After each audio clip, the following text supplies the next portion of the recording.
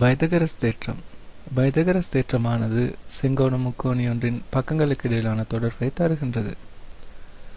உருவிலுள்ள செங்கோண முக்கோணி ஏபிசியை கருதுங்கள். அதில் இந்த செங்கோணமானது பக்கங்கள் ஏபி, ஏசி என்பவற்றால் ஆக்கப்பட்டுள்ளது. அதேபோன்று இந்த செங்கோணத்துக்கு எதிரே உள்ள இந்த பக்கம் பிசி ஆனது செம்பக்கம் என்று அழைக்கப்படுகின்றது. பைதகரஸ் தேற்றம் மூலம் கூறப்படுவது, யாதாயினும் ஒரு செங்கோண முக்கோணியில் செங்கோணத்தை அமைக்கும் பக்கங்களின் மேல் வரையப்படும் சதுரங்களின் பரப்பளவுகளின் கூட்டுத்தொகையானது செம்பக்கத்தின் மேல் அமைக்கப்படும் சதுரத்தின் பரப்பளவுக்கு சமனாகும். இதை நாம் பின்வரும் வரைபடத்தின் மூலம் விளங்கிக் கொள்ள முயற்சிப்போம். இந்த படத்தில் உள்ள செங்கோண முக்கோணியின் செம்பக்கத்தை அமைக்கும் பக்கங்களின் நீளங்கள் ஏ, பி ஆகும். அதே போன்று செம்பக்கத்தின் நீளமானது சி. செங்கோணத்தின் 3 பக்கங்களின் மீதும் அந்தந்த பக்கங்களின் பக்க நீளங்களை ஒரு பக்க நீளமாக கொண்டு சதுரங்கள் வரையப்பட்டுள்ளன. செங்கோணத்தை உள்ளடக்கும் பக்கங்கள் நீளங்கள் ஏ, பி. ஆகவே இந்த ஏ நீளம் கொண்ட பக்கத்தின் மேல் ஏ பக்க நீளம் கொண்ட சதுரம் வரையப்பட்டுள்ளது. ஆகவே இந்த சதுரத்தின் பரப்பளவு ஒரு பக்க நீளம் ஏ. ஆகவே ஏ தர ஏ வர்க்கம். அதே போன்று இந்த பி நீளம் கொண்ட பக்கத்தின் மேல் சதுரம் ஒன்று வரையப்பட்டுள்ளது. அதன் பரப்பளவு பி வர்க்கம். அதேபோல் செம்பக்கத்தின் நீளம் சி. ஆகவே அதன் மேல் வரையப்பட்டுள்ள இந்த சதுரத்தின் பரப்பளவு சி வர்க்கம். ஆகவே பைதகரஸ் தேற்றத்தின்படி இந்த செங்கோணத்தை அமைக்கும் பக்கங்கள்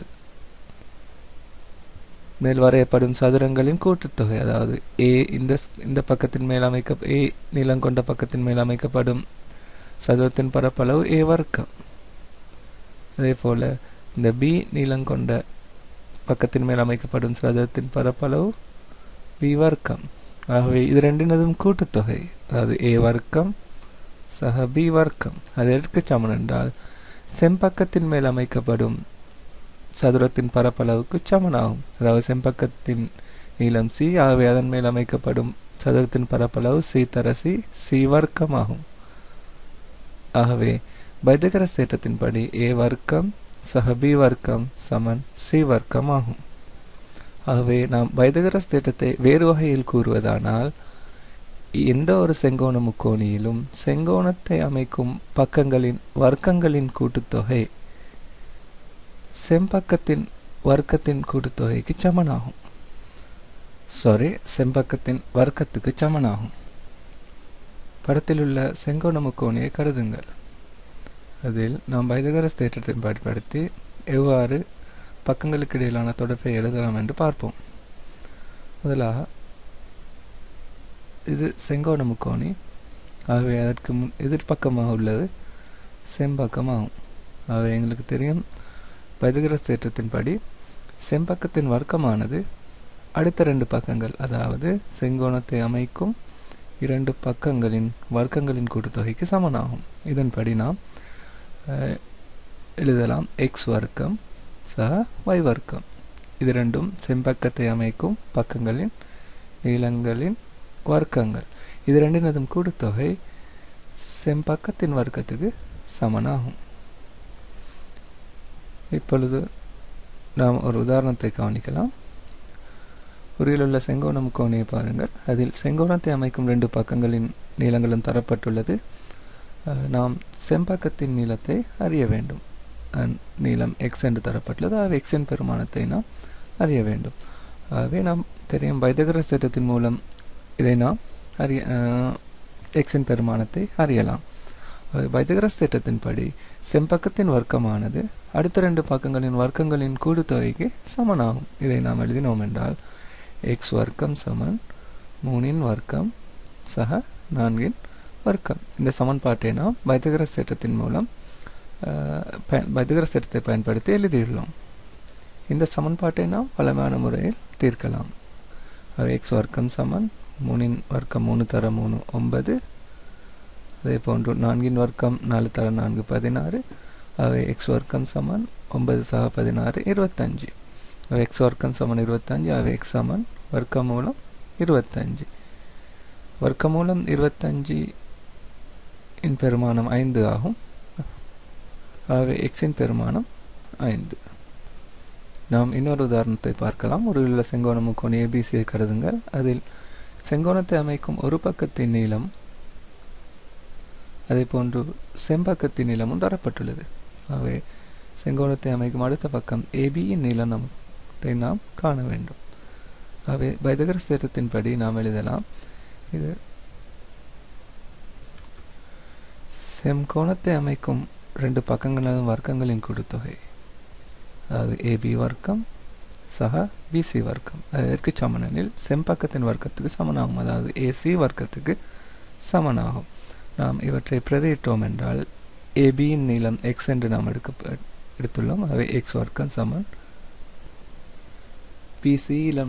பிசியின் நீளம் 6. ஆகவே 6 வர்க்கம் சமன் ஏசி வர்க்கம். ஏசியின் நீளம் 10. ஆகவே 10 வர்க்கம். ஆகவே இந்த சமன்பாட்டை நாம் தீர்த்தோம் என்றால் எக்ஸ் வர்க்கம் சக 6 வர்க்கம் 6 தர 6 36. 10 வர்க்கம் 10 தர 10 100. ஆகவே எக்ஸ் வர்க்கம் சமன் 100. 2 பக்கமும் 36 நாம் கழித்தோம் என்றால் 100 சக 36. ஆகவே எக்ஸ் வர்க்கம் சமன் 64. ஆகவே எக்ஸ் வர்க்கம் சமன் 64. ஆகவே எக்ஸ் சமன் வர்க்கமூலம் 64 ஆகும். வர்க்கமூலம் 64 ஒரு நிறை வர்க்கம். வர்க்கம் 8 8 தர 8 64. ஆகவே வர்க்கமூலம் 64 பெருமானம் 8. ஆகவே எக்ஸின் பெருமானம் 8. ஆகவே செங்கோணத்தை அமைக்கும் அடுத்த பக்கத்தின் நீளம் 8 சென்டிமீட்டர் ஆகும். இன்னொரு உதாரணத்தை பார்ப்போம். 12 மீட்டர் நீளமுள்ள தடி ஒன்று சுவரொன்றில் சாய்த்து வைக்கப்பட்டுள்ளது. சுவற்றின் அடியிலிருந்து தடி நிலத்தை தொடும் புள்ளிக்குள்ள தூரம் 6 மீட்டர் ஆகும். சுவற்றின் அடியிலிருந்து தடி சுவற்றை தொடும் புள்ளிக்குள்ள தூரத்தை கணிக்க. இதை நாம் வரைபடத்தின் மூலம் இவ்வாறு காட்டலாம். இது தடி 12 மீட்டர் நீளமானது. ஏ ஆனது தடி நிலத்தை தொடும் புள்ளி. சி ஆனது தடி சுவற்றை தொடும் புள்ளி. பி ஆனது சுவரும் நிலமும் சந்திக்கின்ற புள்ளி. இந்த புள்ளி இந்த கோணம் 90 பாகை. எப்போதும் நிலம் நேரான நிலமாக இருந்தால், எப்போதும் நிலத்துக்கும் மட்டமான நிலமாக இருந்தால் நிலத்துக்கும் சுவருக்கும் இடையிலான கோணம் 90 பாகை. இதை நான் 90 பாகை என்று எடுத்தோம் என்றால், இப்போது நாம் செங்கோண முக்கோண ஏபிசி பயன்படுத்தி தரப்பட்டுள்ள கேள்விக்கு நாம் விடையை ஆகவே நாம் பைதகரஸ் தேற்றத்தை பயன்படுத்தினோம் என்றால் செங்கோண முக்கோண ஏபிசிக்கு செங்கோணத்தை அமைக்கும் வர்க்கங்களின் கூட்டுத்தொகை, அதாவது ஏபி வர்க்கம் சக பிசி வர்க்கம் சமன் ஏசி வர்க்கம். ஏபியின் நீளம் 6 மீட்டர். ஆகவே 6 வர்க்கம் சக பிசி வர்க்கம் சமன் ஏசியின் நீளம் 12 வர்க்கம். ஆகவே இதை தீர்த்தோம் என்றால் இந்த சமன்பாட்டை இறுதியாக எங்களுக்கு பிசி வர்க்கம் சமன் 108 என்று கிடைக்கும். ஆகவே பிசி சமன் வர்க்கமூலம் 108. ஆகவே எங்களுக்கு 108 அடிப்படை காரணிகளாக எழுதினால் 2 தர 2 தர 3 தர 3 தர 3 என்று எழுதலாம். 2 தர 2 4 அது ஒரு நிறை வர்க்கம். அதே போல் 3 தர 3 9 அதுவும் ஒரு நிறை வர்க்கம். ஆகவே 108 நாம் 4 தர 9 தர 3 என்று எழுதலாம். அதை இங்கே பிரயோகித்தோம் என்றால் பிசி வர்க்கம் சமன் வர்க்கமூலம் 108. அதுக்கு வர்க்கமூலம் 4 தர 9 தர 3. ஆகவே இதை நாம் எழுதலாம். வர்க்கமூலம் பிரித்து தனித்தனியாக எழுதலாம். வர்க்கமூலம் 4 தர வர்க்கமூலம் 3 தர 9 தர வர்க்கமூலம் 3. ஆகவே வர்க்கமூலம் 4 பெருமானம் 2, வர்க்கமூலம் 9 பெருமானம் 3, வர்க்கமூலம் 3. ஆகவே பிசி சமன் வர்க்கமூலம் பிசி சமன் 6 வர்க்கமூலம் 3. இதை மேலும் சுருக்க வேண்டும் என்றால் வர்க்கமூலம் 3 அன்னளவான பெருமானம் 1.732. இதை பாவித்தோம் என்றால் பிசியின் பெருமானம் அன்னளவாக 10.4 மீட்டர் என்று பெறப்படும். இந்த வீடியோவை 10 நிமிடத்துக்கு வரையறுக்க உள்ளதால் 3வது உதாரணத்தை விரிவாக பார்க்க முடியாமைக்கு வருந்துகிறேன். இன்னொரு வீடியோவில் நாம் மீண்டும் மேலதிக உதாரணங்களை பார்க்கலாம்.